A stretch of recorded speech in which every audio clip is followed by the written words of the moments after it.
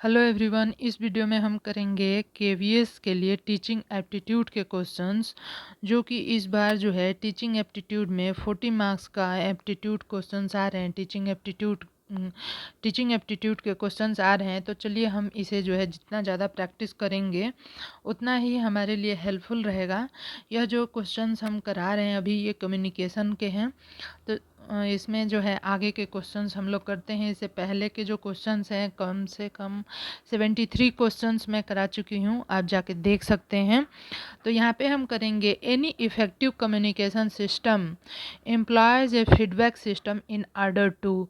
कोई भी जो कम्युनिकेशन इफेक्टिव होता है, इफेक्टिव कम्युनिकेशन सिस्टम होता है, वह जो है एम्प्लॉय करता है feedback system in order to. तो जो इफ़ेक्टिव कम्युनिकेशन होता है वो कब होता है? जब वो अपने फीडबैक सिस्टम को एम्प्लॉय करता है। फीडबैक सिस्टम क्या है? जब कोई टीचर कुछ पढ़ा रहा हो और उसमें कुछ कमियां रह जाए और बच्चे जो है उसकी भी जब फीडबैक देते हैं, तो उस फीडबैक को वो फॉलो करता है, एम्प्लॉय करता है अपने नेक्स्ट कम्युनिकेशन पे। तो वो जो है क्या हो जाता है? फीडबैक को एम्प्लॉय करना। ठीक है, तो इस तरह से जब फीडबैक को एम्प्लॉय किया जाता है तो इफ़ेक्टिव कम्युनिकेशन हो जाता है। तो यहाँ पे हम ऑप्शंस देखेंगे कौन सा ऑप्शन हमारा सही है। Find fault with the receiver. तो जो फीडबैक सिस्टम है वो रिसीवर का जो फॉल्ट है उसे उसे ठीक करता है, तो ये तो पूरी तरह गलत हो जाएगा। Find fault with the sender के साथ क्या दिक्कत है उसे, उसके जो गलतियां हैं उसे चिन्हित करता है। थर्ड है understand more about the content. D है make the necessary modification in the process. तो यहाँ पे जो सी है understand more about the content, तो मोर अबाउट द कंटेंट तो पहले ही टीचर समझ के आएगा, तभी जाके वो अपने बात को पूरी इफेक्टिव रूप से कहेगा। लेकिन उसमें भी अगर कुछ कमी रह जाती है तो वो जो है फीडबैक को एम्प्लॉय करता है। जो फीडबैक बच्चे देते हैं वो उसको एम्प्लॉय करता है, तो उससे उसका कम्युनिकेशन जो है अच्छा हो जाता है। तो ये पहली बार में नहीं, जब कम्युनिकेशन एक बार जब बातचीत हुई, जो भी पाठ्यचर्या पे जो भी चैप्टर पढ़ाया, तो उस पे जब बच्चे फीडबैक देते हैं ना, तो उसके बाद उसको एम्प्लॉय करने के बाद जो कम्युनिकेशन होगा वो ज़्यादा इफेक्टिव कम्युनिकेशन हो जाता है। तो फीडबैक किस लिए होता है, किस लिए फीडबैक को एम्प्लॉय किया जाता है? Make necessary modification in the process. जो प्रोसेस है, ठीक है, उसको मॉडिफाई किया जा सके, उसको ज़्यादा अच्छा किया जा सके, इसलिए। नेक्स्ट क्वेश्चन है the various teaching aid help the teacher to. जो टीचिंग आज के समय पे है तो उसमें बहुत सारे टीचिंग एड्स शामिल हो गए हैं। तो जैसे कि प्रोजेक्टर हो गया, या फिर चित्रों के या प्रदर्शनी हो गया, इस तरह से। तो make teaching more effective, complete teaching work faster, make teaching work easy, increase his confidence. तो यहाँ पे जो है मेक टीचिंग मोर इफेक्टिव।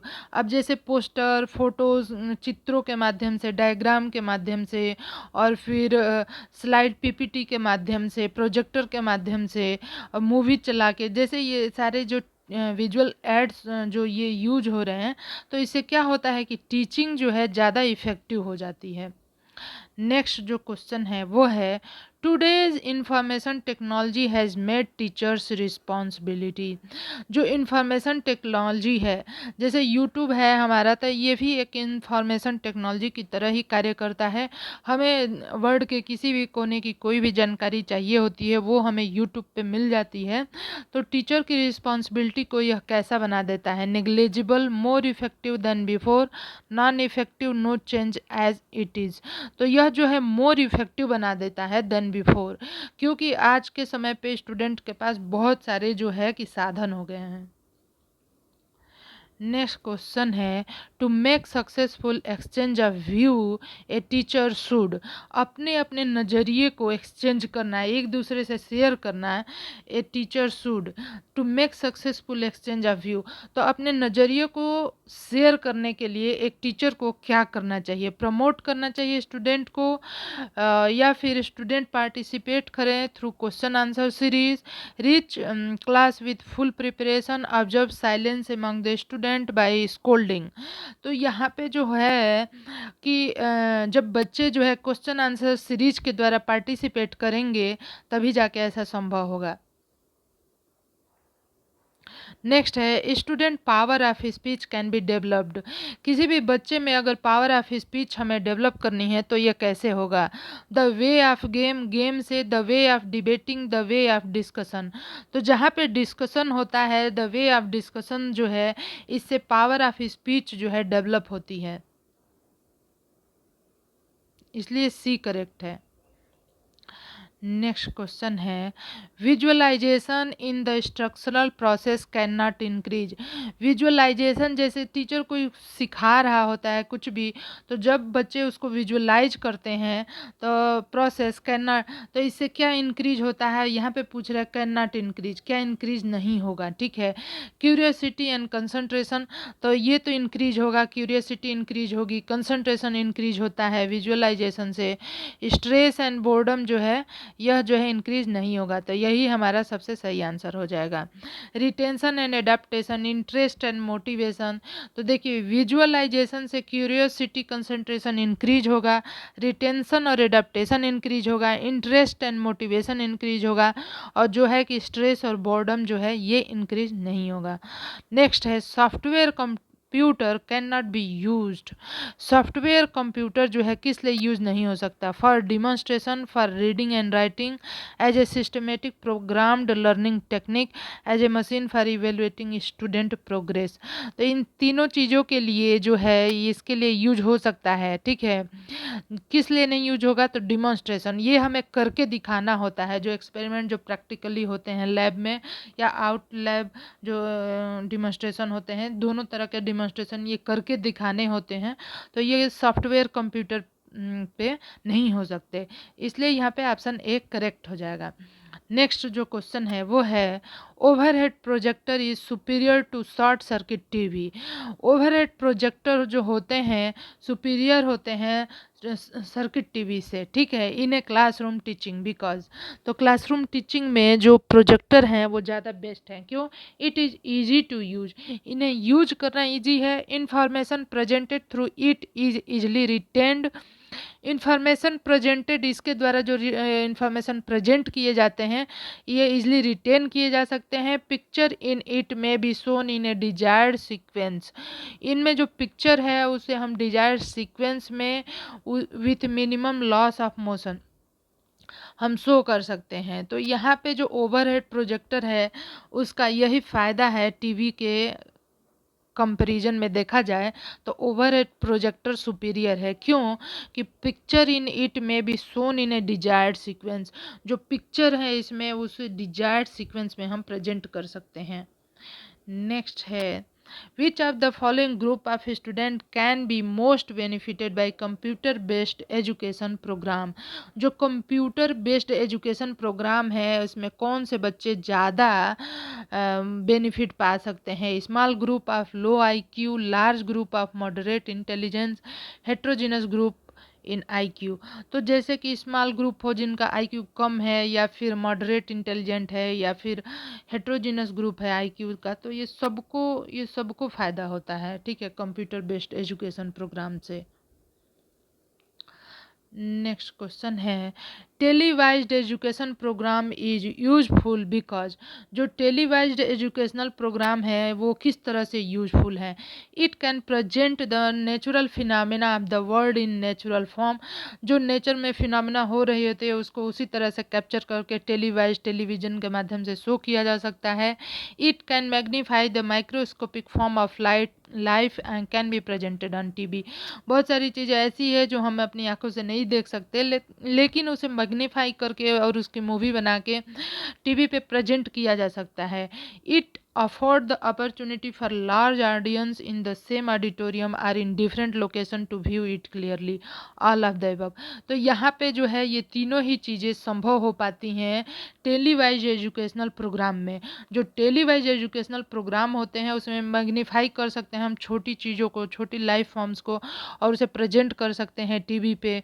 और जो है नेचुरल फिनोमेना जो नेचर में हो रहा होता है, जो कि हम जैसे कि बहुत कठिनाई से देख सकते हैं। जैसे एक साल में कोई फिनोमेना 365 दिन में हो रहा है, तो जब उस फिनोमेना को हम रोज रोज जाके देखेंगे तब उसे समझ पाएंगे, जबकि टीवी पे उसको हम प्रेजेंट कर सकते हैं एक मूवी के रूप में।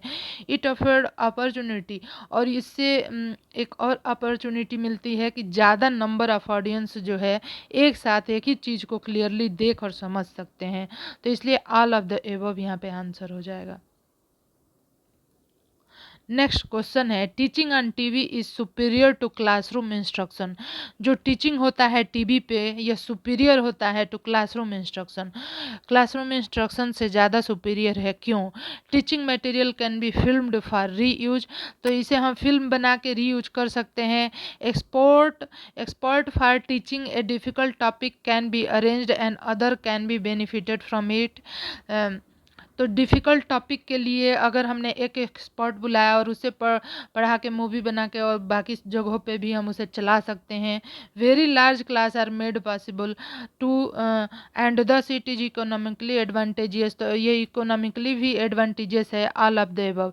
तो यहाँ पे सारे के करेक्ट हो जाएंगे, क्योंकि इकोनॉमिकली एडवांटेजियस है, कम पैसे में। जैसे यूट्यूब पे है बहुत सारी चीज़ें जो कॉम्प्लिकेटेड है वो भी फ्री में क्लासेज अवेलेबल है, तो ये जो है कि इकोनॉमिकली भी एडवांटेजियस है।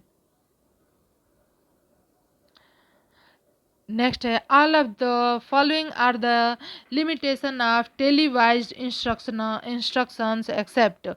All of the following are the limitation, ये सारे के सारे लिमिटेशंस हैं टेलीवाइज्ड इंस्ट्रक्शन के, except expert consume much time in planning and preparation of programme. तो यह तो लिमिटेशन है क्योंकि उस प्रोग्राम को बनाने में बहुत समय लगता है। It does not properly help the student in making the material clearly understood. तो ऐसा नहीं है, यह जो है लिमिटेशन नहीं है, यह बिल्कुल प्रॉपरली बनता है, और यह जो है स्टूडेंट जो है इस मटेरियल से जो है कि जो टीवी पे हम चलाते हैं टेलीवाइज इंस्ट्रक्शन, तो उसे जो है स्टूडेंट बहुत अच्छे से समझ भी लेते हैं। तो यहाँ पे लिखा है डज नॉट, तो ये ऐसा नहीं है, लिमिटेशन ये नहीं है। It does not permit the exchange of idea between the teacher and student, तो यह लिमिटेशन हो जाता है। Televised lesson move at a fix speed, और it cannot be take the individual differences of the student into account। तो ये सारी चीज़ें हैं, ये जो है चल रहा होता है तो चल रहा होता है, फिक्स स्पीड पे होता है। तो इसलिए यहाँ पे पूछ रहा है कि कौन कौन से लिमिटेशन हैं एक्सेप्ट, तो ये तीनों ही लिमिटेशंस हैं। ए और सी और डी जो ऑप्शन है हमारा, ये तीनों ही लिमिटेशंस में आ जाएंगे, लेकिन यह जो है बी वाला लिमिटेशन में नहीं आएगा। नेक्स्ट क्वेश्चन है, which of the following step would you consider first as an effective communicator. Effective communicator के होने के लिए कौन सा स्टेप सबसे पहले ज़रूरी है?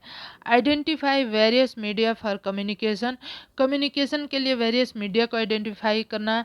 Specify the objective of communication, objective क्या है कम्युनिकेशन का, ये स्पेसिफाई करना सबसे पहला काम होता है। Plan the evaluation process, select the channel of communication, तो ये बाद के काम होते हैं। हमसे पूछ रहा है कि following step would you first, कौन सा स्टेप सबसे पहले हमें कम्युनिकेटर के तौर पे कौन सा स्टेप सबसे पहले लेना होता है।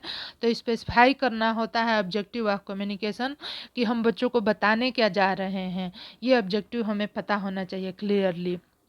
नेक्स्ट क्वेश्चन है, the best method for decreasing the habit of cramming among the student is. तो बेस्ट मेथड क्या होगा डिक्रीज करने का क्रैमिंग को?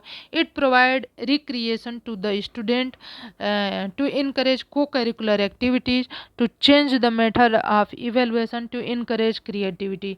तो यहाँ पे है to change the method of evaluation, जो क्रैमिंग है बच्चों में, जो स्टूडेंट्स में क्रैमिंग है उसको डिक्रीज करने के लिए हम जो है चेंज करेंगे मेथड ऑफ इवेलुएशन को। नेक्स्ट है, long lecture with difficult language in ideas communication make it. जैसे कि हम कोई कम्युनिकेट कर रहे हैं, कोई लेक्चर हो रहा है क्लास में, कोई सब्जेक्ट या कोई टॉपिक पढ़ाया जा रहा है, और उस टॉपिक के जितने भी जो शब्द यूज किए जा रहे हैं, जो लैंग्वेज है वो बहुत ही टफ है, तो ऐसी स्थिति में कम्युनिकेशन कैसा होगा, इफ़ेक्टिव होगा, डिफ़िकल्ट होगा, नॉन इफ़ेक्टिव होगा, नॉर्मल होगा। तो जब लैंग्वेज बहुत कठिन होगी तो किसी भी आइडिया या किसी भी टॉपिक का जब लैंग्वेज कठिन होगा तो उस स्थिति में कम्युनिकेशन जो है नॉन इफ़ेक्टिव हो जाएगा।